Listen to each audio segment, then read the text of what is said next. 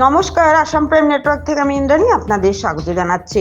2 মাসের জন্য বন্ধ হচ্ছে বেহাল গ্যামন সেতু। দেরিতে হলেও বোধোদয় হলো আসাম সরকারের। শেষমেশ গ্যামন সেতু সংস্কারে হাত দিচ্ছে আসাম সরকারের সড়ক নির্মাণ বিভাগ NHIDCL। আগামী 21শে মে থেকে শুরু হচ্ছে সেতু সংস্কার, চলবে 2 মাস। এই সময় বন্ধ থাকবে গ্যামন সেতু। রবিবার বরাকের লাইফলাইন 6 নম্বর জাতীয় সড়কের সংযোগ রক্ষাকারী গ্যামন সেতুর বেহাল চিত্র পরিদর্শন শেষে এমন কথাই জানালেন আসামের মন্ত্রী কৌশিক রায়। কাছাড়ের জেলাশাসক মৃদুল কুমার যাদব ও NSIDCL এর GM গৌরাঙ্গ দেওগড়াকে পাশে বসিয়ে মন্ত্রী জানান, 40 টন ওজনের যানবাহন চলবে এই সেতু দিয়ে। শিল্প যাতায়াতের জন্য TRK সড়কে ভরসা।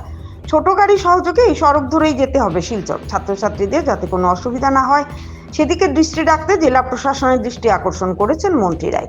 উল্লেখ্য, আজ দীর্ঘদিন থেকেই মরণ ফাঁদের রূপ নিয়েছে গ্যামন সেতুটি। মৃত্যুর ঝুঁকি নিয়ে পারাপার হচ্ছে যানবাহন। কখন জানি গাড়ি সমেত বরাকে তলিয়ে যায় সেতুটি, এই আশঙ্কায় প্রহর গুনছিলেন নিত্যযাত্রীরা।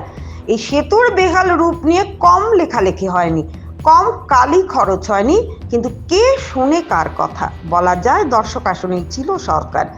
যা হোক, এবার হয়তো দুঃখ ঘুচল বরাকবাসীর। সংস্কারের পথে এগোচ্ছে গ্যামন সেতু।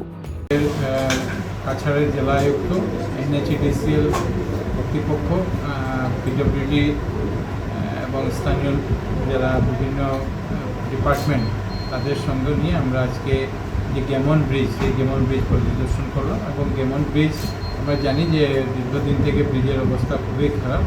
বিগত 26 তারিখে মাননীয় মুখ্যমন্ত্রী ডক্টর হিমন্ত বিশ্ব শর্মা মহাশয় যখন শিলচরে এসেছিলেন, সেদিনে আসামের মুখ্য সচিবকেও এখানে ডাকা উনিও এসেছিলেন এবং এসে সেই ব্রিজকে কীভাবে কত তাড়াতাড়ি আমরা কীভাবে রিপেয়ার করতে পারি সে বিষয়ে আলোচনা।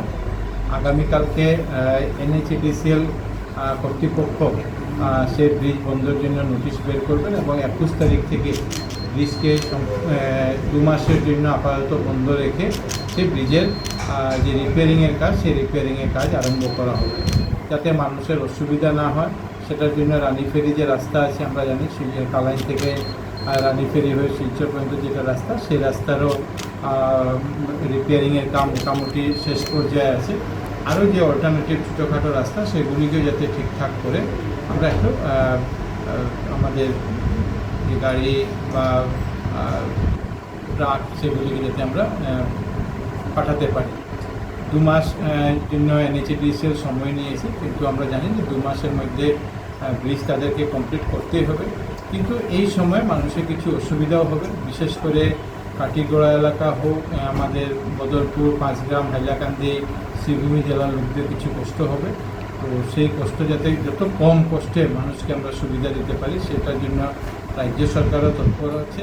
NHIDCL এবং জেলা প্রশাসনেরও ব্যক্তি কর্মকর্তারা তৎপরতার সঙ্গে সেই বিষয়গুলো দেখবে। যেহেতু আমরা নিউজ লাইভ বাংলা থেকে ধারাবাহিক বরাক উপত্যকার যে রাস্তাঘাট এবং সেতুগুলি রাস্তা বিগত 4 বছরে মাননীয় মুখ্যমন্ত্রী ডক্টর হিমন্ত বিশ্ব শর্মা মহাশয় মুখ্যমন্ত্রী হওয়ার পর অনেকগুলি রাস্তার আমূল পরিবর্তন করা হয়েছে। বরাক উপত্যকার যে যোগাযোগ ব্যবস্থা আগের দিনে ছিল, সেটা অনেকগুলি পরিবর্তন করা হয়েছে, কিন্তু 100%-এর মধ্যে 100% সম্পূর্ণ হয়নি। কিছু কিছু কাজ বাকি আছে, সেগুলি আগামী দিনে করার জন্য প্রত্যেকটা বিধানসভা এলাকায় ব্যবস্থা গ্রহণ করা হবে। যেহেতু বর্ষার মৌসুমে 26-এর মধ্যে সেই রাস্তা ইস্ট ওয়েস্ট করিডোরের যে আসামের যে অংশ আছে, সেই অংশ সম্পূর্ণ হবে। এবং আমরা আশা করি যে এবার বর্ষাতে যাতে আমরা সেই রাস্তা যাতে কোনো অসুবিধা না হয়, সেই জন্য এক্সিস্টিং যে রাস্তা আছে সেই রাস্তারও মেনটেন্যান্সের জন্য NHI বিভাগ সেটার জন্য ব্যবস্থা ইতিমধ্যে গ্রহণ করবে। যখন ব্রিজ বন্ধ হবে 2 মাস অনেক অসুবিধা আমাদের হবে, সেটা আমি আগে বলেছি। এবং এটার জন্য এলাকার মানুষেরও সাহায্য সহযোগিতা আমরা কামনা করি, কিন্তু যাতে স্কুলের বিশেষ করে ছাত্রছাত্রী, পেশেন্ট, এদের যাতে কোনো অসুবিধা না হয় সেটার জন্য জেলা আয়ুক্ত মহাশয় IWTর সঙ্গে যোগাযোগ করেছেন, যাতে আমরা এই আপাতত কিছু দিনের জন্য একটা ফেরি সার্ভিসের ব্যবস্থা আমরা করতে পারি। এবং মাননীয় মুখ্যমন্ত্রী মহাশয় বিষয়ে ইতিমধ্যে নির্দেশ দিয়েছেন যে যেটা সার্ভিস যেটা হবে সেটা ছাত্রছাত্রী এবং রোগীদের জন্য যাতে আমরা বিনামূল্যে করে দিতে পারি, সেটারও নির্দেশ ইতিমধ্যে মাননীয় মুখ্যমন্ত্রী। পণ্যবাহী লরি যেগুলি আছে সেগুলি কালাইন থেকে আমার রানীফেরি হয়ে শিলচর শিববাড়ি রোড হয়ে হাইলাকান্দি হোক, কাছাড় হোক বা সিদ্ধুমি জেলার বিভিন্ন স্থানে।